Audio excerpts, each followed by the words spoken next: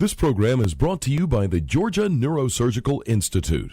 For over 50 years, rendering neurosurgical care to patients of all social conditions, treating complicated problems involving the brain, spine, spinal cord, and peripheral nerves, endeavoring to encourage quality care, medical research, innovation, and education on a local, national, and international basis.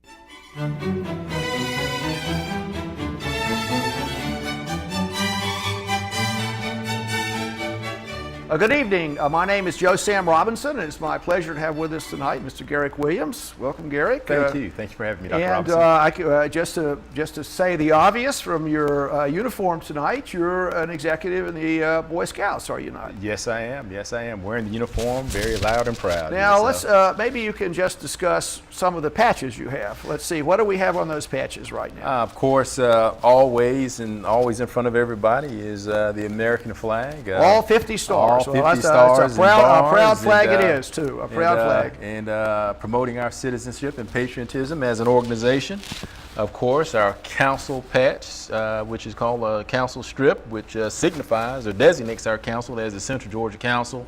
Now, is that let's see, I see a fort on there. Yeah, is that Benjamin Hawkins? That's Fort Hawkins. Yes. That's exactly right. Exactly right. So we definitely always promote that, right, and that's been on that patch since the inception of our council. Yes. And of course, the other patch is basically Scout Executive, just designating the position that I hold in the council, and the World Crest, basically an association of Scouters worldwide, and we wear the same emblem, no matter where you're at in the world for scouting. Right. Well, that's an impressive group of patches there. Now, we've had you on before. It's great to have you back. I'll just say straight up, the Boy Scouts are one of the very best organizations the United States has. Well, thank you. And I want to assert that.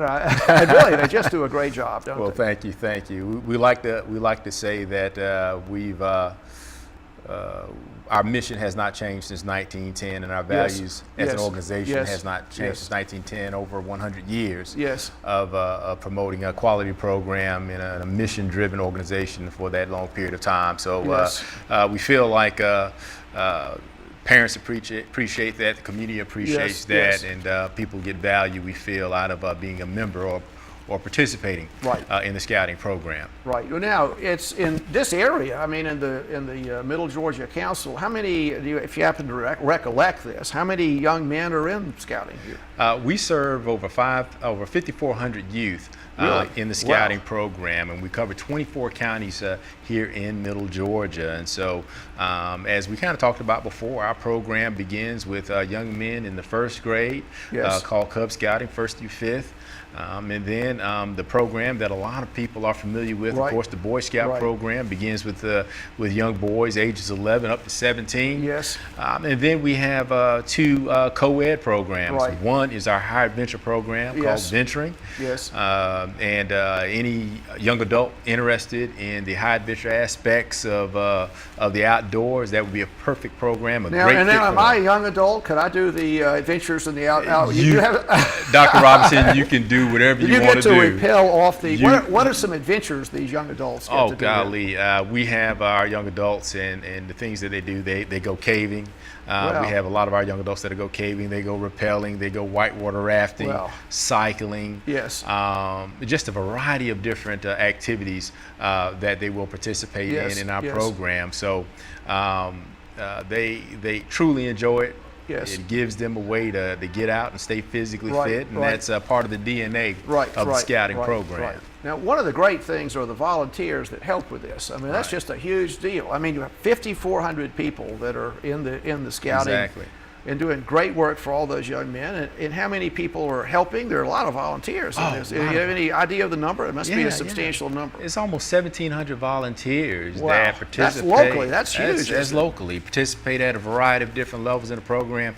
I think when people see the scouting program, they don't sometimes think of it as a volunteer-driven program, but we only have 10 employees in the Central Georgia Council, paid staff, and we leverage the support of our young people through those 1,700 volunteers that work directly with them as Cub Masters and Scout Masters, and all the way up to merit badge counselors, to board members, you name it. So There's a lot that goes into making sure that we have quality scouting here in Middle Georgia. Now, one of the things that people often say with pride, and in fact, you and I just had a little interchange just now with a gentleman who's been on the show earlier, that he proudly said he was an Eagle Scout. Right. Now, that's really quite a deal to be an Eagle Scout, isn't it? It truly is. Mr. Olson, who has served on our executive board for a number of years in the past, and is very proud of the fact that he is an Eagle Scout. Yes.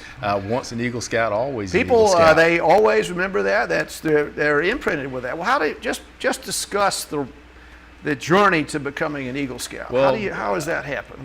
How would you do that? I think there's an old saying: when you're looking at eating an elephant, you have to take one bite at a time. And that journey to become an Eagle Scout is basically the same thing. And the Trail of Eagle starts out when you enter to the Boy Scout program, and you take that road of what we call rank advancement. And hopefully within those first 2 or 3 years, you'll get the first class, and then after that, you're really on that trail to earn the rank of Star, Life, and then the rank of Eagle. Nationally, roughly 2% of the scouts in our country earn the rank of Eagle. We've been fortunate here in Middle Georgia just to have some great programs, and we're a little more than twice the national average. A little over 5% of our Boy Scout age youth earn the rank of Eagle. We also have another designation that I think is I'm very proud of, that we have in the Central Georgia Council. We have a young, he's a young man. He still is physically fit, Mr. Marshall Butler, who has earned the rank of Distinguished Eagle Scout.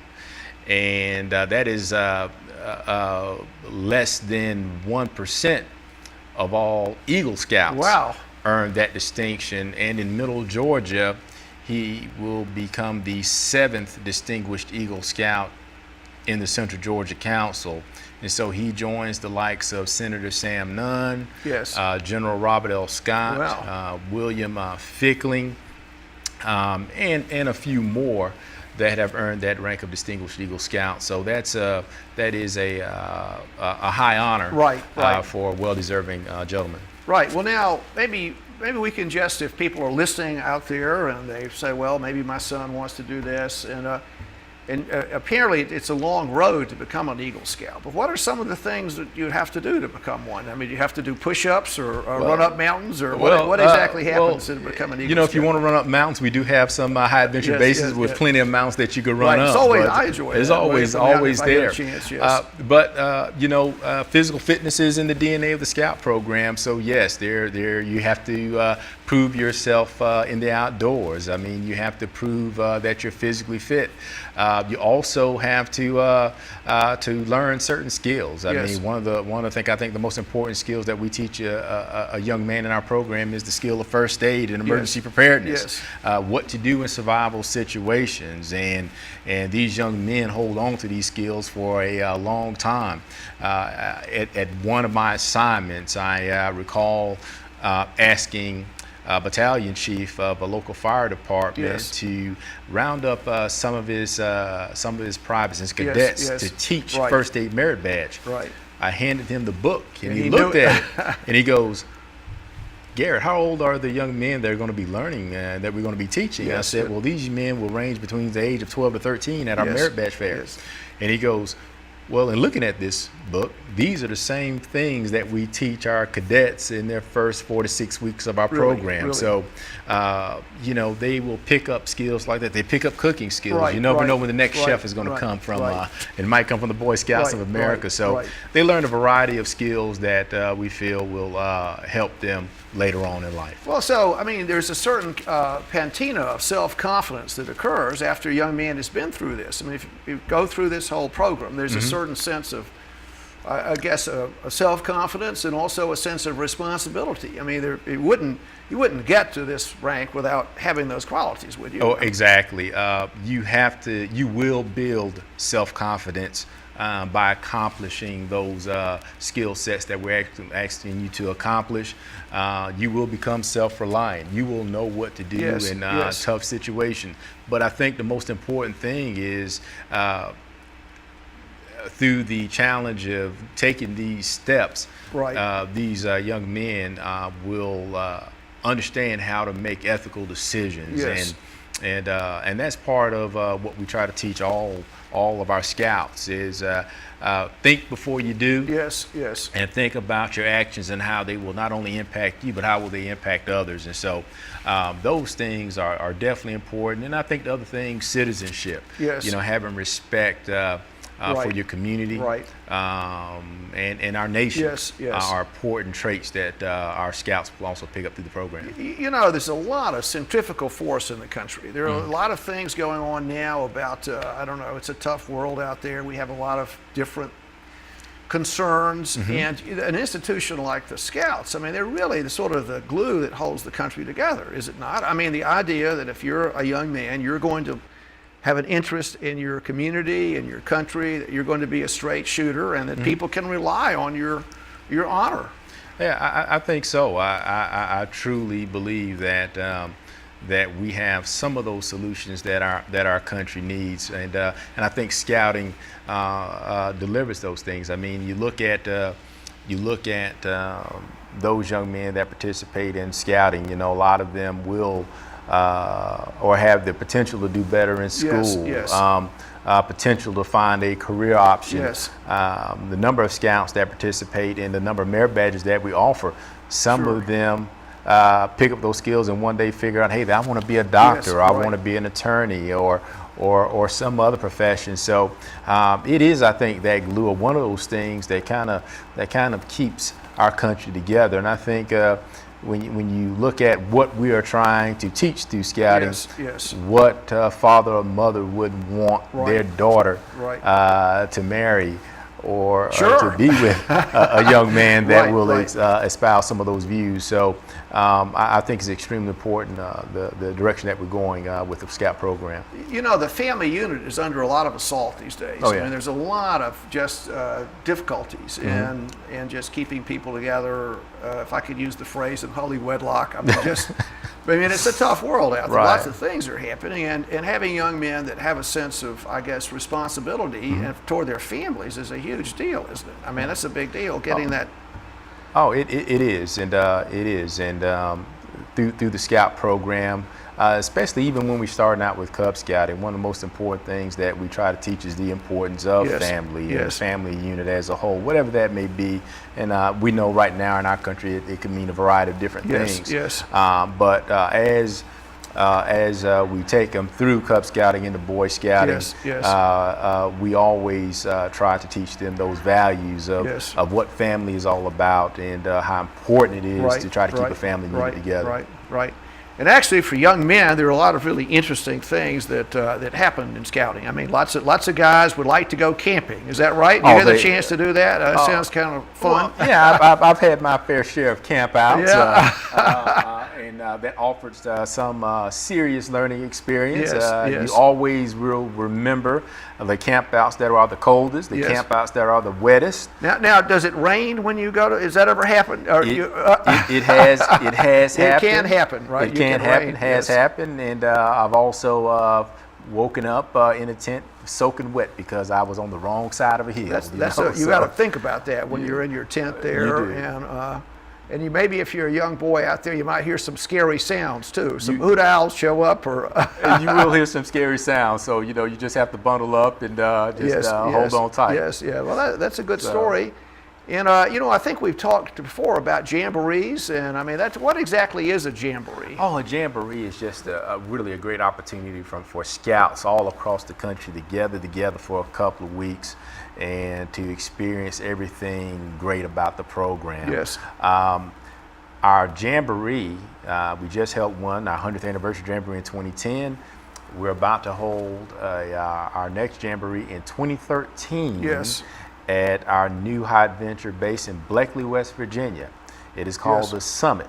And it's a 10,000 acre facility. Right there by the New River Gorge, and we are expecting a great turnout. Yes. People are extremely excited about the opportunity to open this new facility for scouting, and it's going to be the 4th high adventure based facility on a national scale for the Boy Scouts of America. Locally, we will have roughly 40 individuals attend the National Jamboree. That's 4 adults and 36 youth that will be our contingent that will represent the Central Georgia Council. So we're extremely excited about the opportunity that this Jamboree will have for the Scouts here in Middle Georgia. Well, it sounds like a lot of fun. Oh, now, yes, it is. there are World Jamborees too. Am I correct on that? World Jamboree. What is a World Jamboree? A World Jamboree is similar to the National Jamboree, just on a 5 times larger. I mean, really? We're talking about every scout from around the world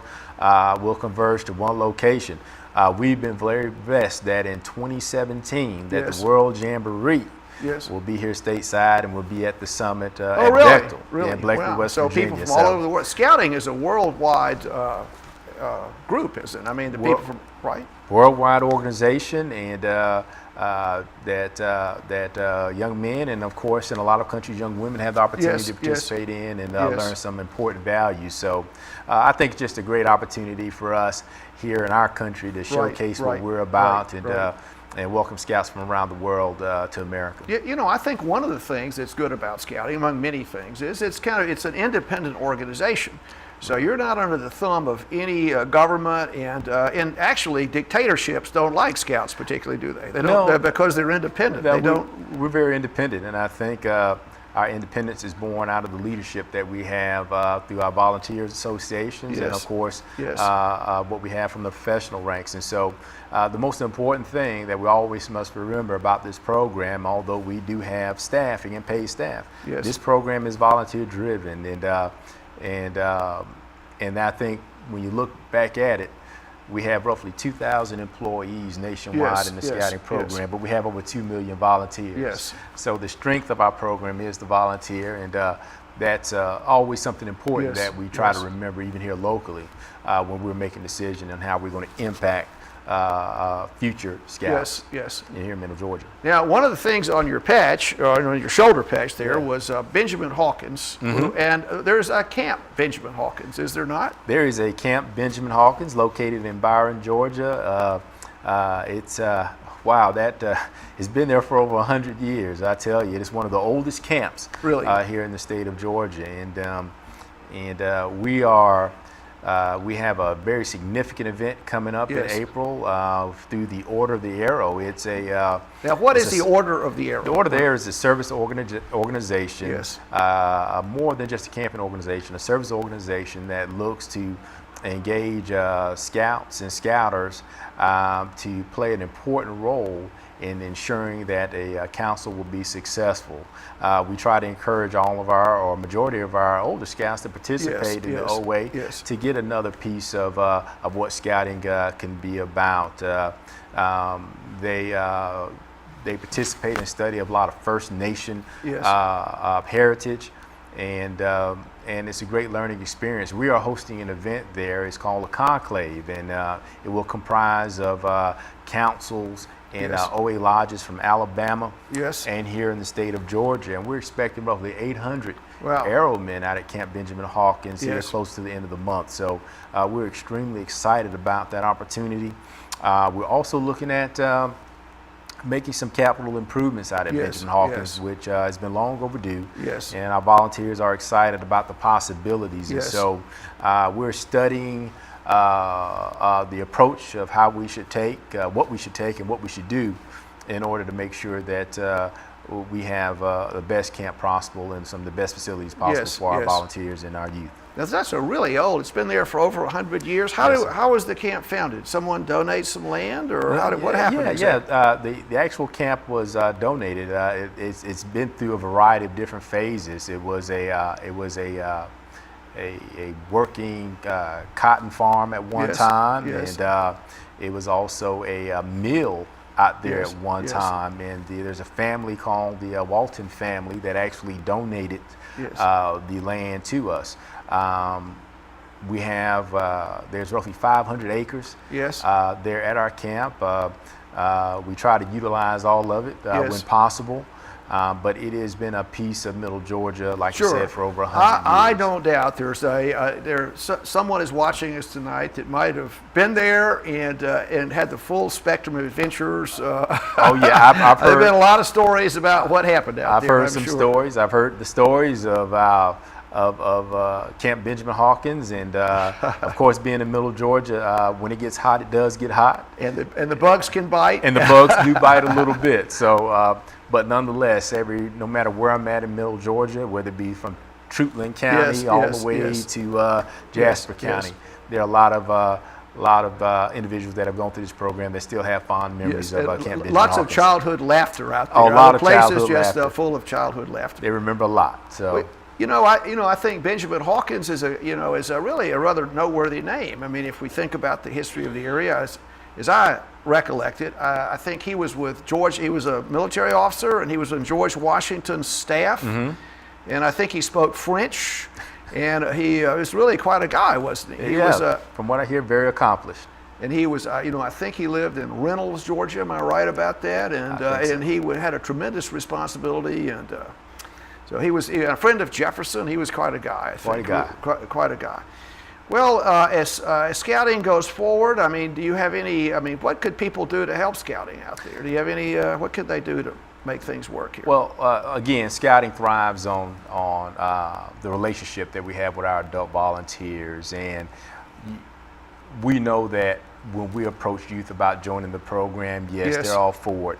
But more importantly, scouting will grow with the number of volunteers we're able to bring to the program, serving at a variety of different levels. It is important that at the grassroots level that we develop more Boy Scout troops in the area. Because there is always that gap there, that middle-aged school youth that is looking for something to do. Why not scouting? Why not join our gang? Something that will have a positive influence. The other thing, when you look at what school districts are being mandated to do and what our state is asking school districts to do in terms of providing more career education opportunities. We have a great opportunity through a program called Exploring. It's our Schools to Careers program where we can connect young adults ages 14 through all the way through high school to different businesses. If you're interested in law enforcement, we can connect you to a law enforcement agency, fire and emergency services. We can introduce you to individuals at the fire department that operate Explore posts in the careers of health and other professional areas. So that is a wide open field that we want to engage our young adults in. And for those that are interested in more of the rappelling, caving, splunking, different things of that nature, we have venturing. So we see our program not only growing with what we do in our Cub Scouting, but organizing more troops, but also capturing the minds of our young adults and getting them involved with our School to Careers program, Exploring, and also some of the high adventure components that we have through venturing in the Boy Scouts of America. Now, if a person wanted to join the Boy Scouts, how do you do that? I mean, if there's a person out there that wanted to do that, a young man or the family said, why don't we? Well, it's quite simple. If they would like, they could call our office at 478-743-9386. Yes. We can get them connected to a pack, troop, or crew, or post of their choice and get them registered. They can even go online and download an application at centralgeorgiacouncil.org. And they could go online and download an application, fill it out online, submit that application to us. We'll get it and connect them to a program of their choice. And so it's extremely simple.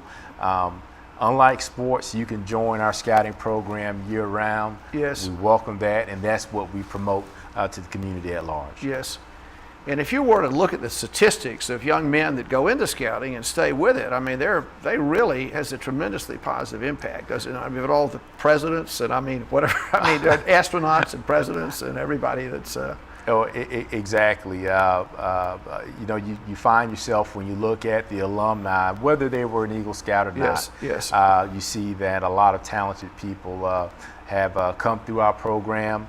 We've done studies through Lewis Harris and Associates that that really show the impact of scouting, where you have 90+% of scouts that have been through the program truly believe that it has helped them choose a career, has helped them to develop certain life skills, has helped them become more confident and self-reliant. Yes, yes. So scouting can make a major impact on the lives of our young people in a major way. Yes. Now, how about in, I guess, center city neighborhoods? I mean, is scouting making an effort to reach the youth that are there? I mean, how is that working out? It's working out very well. I'm very proud to say, you know, when I look through Middle Georgia, every community has its inner city there, and here in in Warner Robins, very proud to say that we have Cub Scout packs at two Title I schools, Pearl Stevens Elementary. Yes.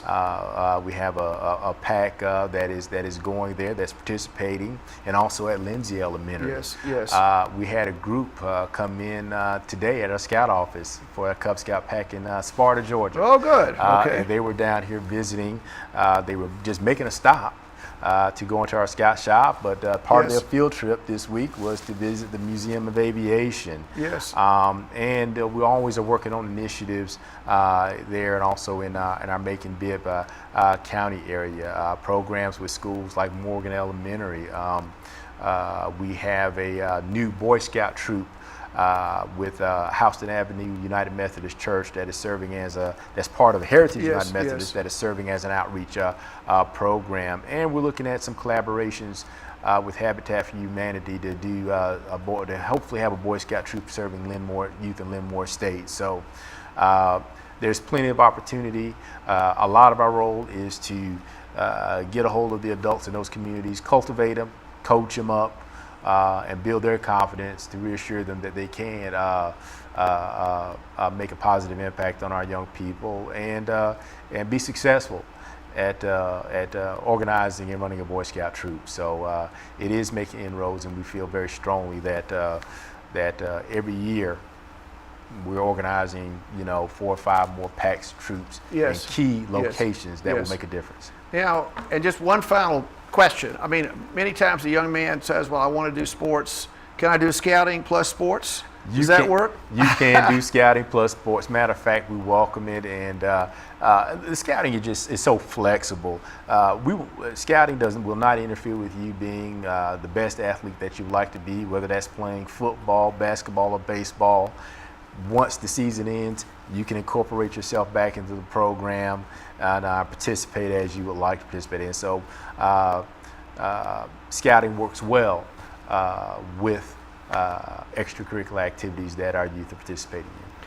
Well, Garret, I want to thank you so much for coming and being with us again. So kudos to you. Keep up the good work. You're certainly doing a great job, and I'm just delighted to have you back. And Boy Scouts do wonderful things. That's right. Thank you. We appreciate it. Go scouting. Okay. Well, thank you so much for coming. Thank you. Appreciate it.